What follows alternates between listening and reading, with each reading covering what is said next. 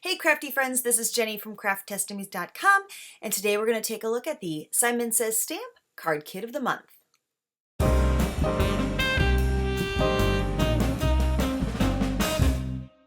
And we're going to start off just by seeing what's in here, and then I'll go and play a little bit, make a few things.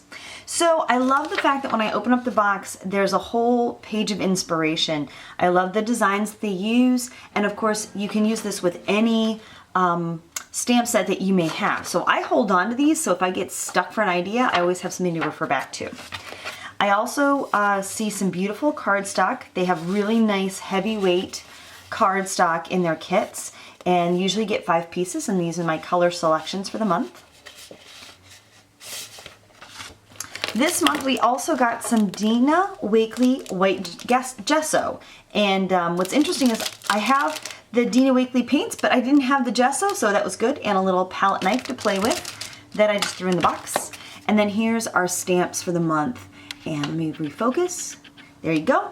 So this is kind of fun because you have the outline of the balloons, and then you have the inside of the balloons, and then some little bows and bubbles and triangles. Let's celebrate.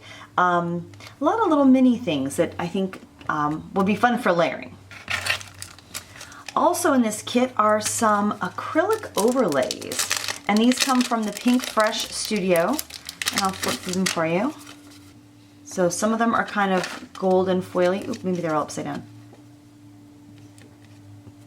But I'll kind of flip through these for you.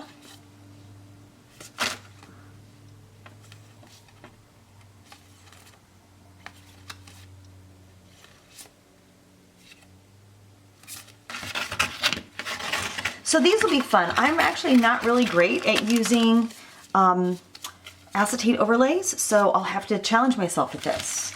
And then also there's a plastic stencil, which has some of the same geometric shapes as the stamp set.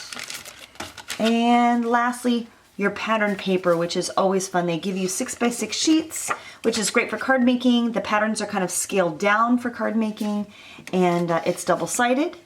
So you can either use it for a layout, if you like to do layouts, or project life, or card making. I really like this. This is really pretty and fresh. I think we saw that one.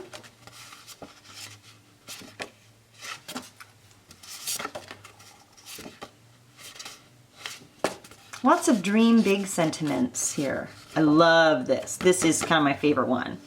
And then all these little squares that you can cut out and use. All right, I'm gonna go get to work. Okay, so just a little side note about the Dina Wakley white gesso. I did try it through the stencil. I found this to be a lot runnier than some of the other gessos that I've used, and I just wanted to show you real quick. Let me open it up.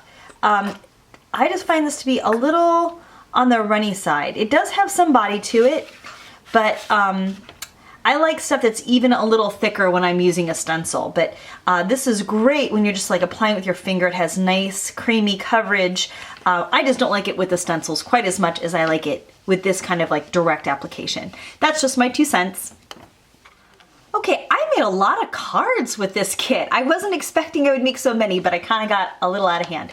So here I used that Dina Wakley gesso, and I actually used it to adhere down one of the acetate pieces, and then I just pulled this out of my stash and embossed it for a really simple kind of mixed media fun card. And then here I used some of the black and white paper, but I also did some stamping. And notice how I didn't use the balloons as actual balloons, but like petals, which I think is really fun. I like that you get the inside and the outside. It gives you a lot of room to play. And I used some of the little teeny ones as a little watermark background here. This one I really let the paper shine, and I used a different stamp set. I just love, love, love that paper and how it draws your eye into the sentiment. Of course, this is just a 1-layer card, and it's all about those balloon stamps. So I used a little bit of Hero Arts Ombre stamp ink here at the top, and made a little mask, and just kind of put it all together. I think for a really simple, clean card, this would be great to pull out in a pinch. Here's another one of those ones I did with all of the little balloons and the outlines as a kind of a, like I said, more of a flower or a Zentangle-y, scribbly effect. Again, pretty paper, let it be center stage, and I used a pretty kind of a fancy die on that. And then this is the last one, and talk about letting your paper do the work. This paper is spectacular. All I did was stamp over the top and added a few little rhinestones, and I think that may be my favorite one. Thank you so much for watching. I hope you found this video helpful and or informative. And if you did, please give it a thumbs up because that does help out our channel. And if you want to give it a thumbs down, just leave us a comment below. Tell me why, because that helps me create better content for you. As always, we love your comments. We'd love to hear what you thought about this particular video. And as always, have a crafty day.